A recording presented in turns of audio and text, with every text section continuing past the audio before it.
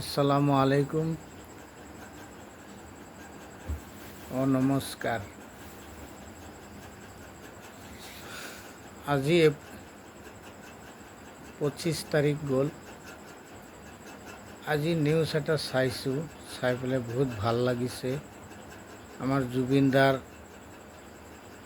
মিত্ৰসকলৰ গ্ৰেপ্তাৰ হৈছে এজন, আৰু বাকীকেইটাও লাহে লাহে গ্ৰেপ্তাৰ হ'ব, আমি দেখা পাম। কেতিয়াবা আমি সদায় এনেকুৱা চাওঁ, কাৰণ আমাৰ এনেকুৱা এজন ব্যক্তি আছিল, অতি মৰমৰ চেনেহৰ এজন মানুহ আছিল, বহুত ডাঙৰ এটা শিল্পী জুবিন গাৰ্গ, বহুত মৰমৰ আছিলে। তেওঁ ধনী মানুহৰ লগত চলা নাই। সি এটাই কৈছে, মোৰ ধনীৰ লগত নচলোঁ, আমি দুখীয়া মানুহৰ লগত,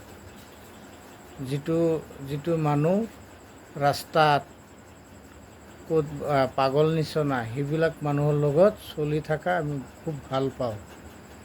সেইটো কাৰণে কৈ আছোঁ, হিন্দু মুছলিম, সি জুবিন দা আমাৰ হিন্দু মুছলিম চব এক সমানে চাইছে, এক সমানে দেখা পাইছে।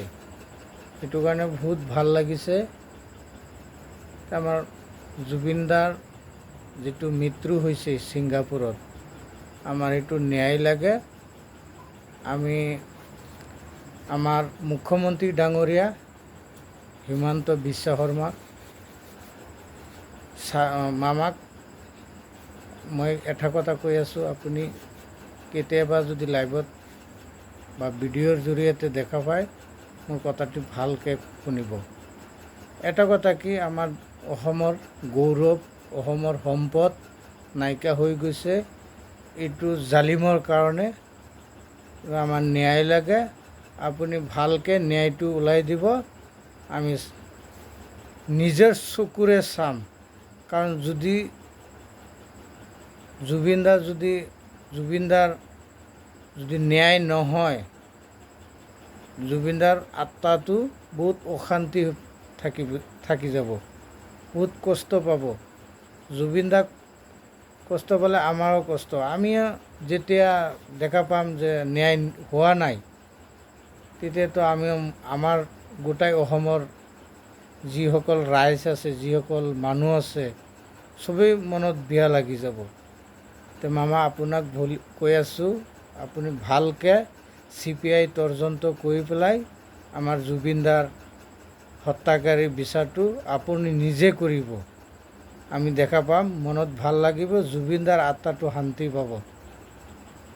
যিবিলাক মানুহে জুবিনদাক ছিংগাপুৰত লৈ গৈছে, সেইবিলাক মানুহ অতি সোনকালে 24 ঘণ্টা বা 36 ঘণ্টা, আপুনি যিমান কম সময়ৰ ভিতৰত অতি সোনকালে গ্ৰেপ্তাৰ কৰিব লাগে।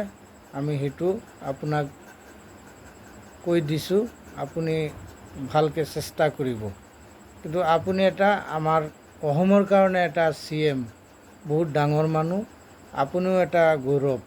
আপুনি যেনেকাই হওক জুবিনদাৰ ন্যায়টো আমাক কৈ দিব, আমি শান্তি পাম। আমি শান্তি পালে আমাৰ জুবিনদাও শান্তি পাব। আপোনাক অনুৰোধ ৰাখিছোঁ।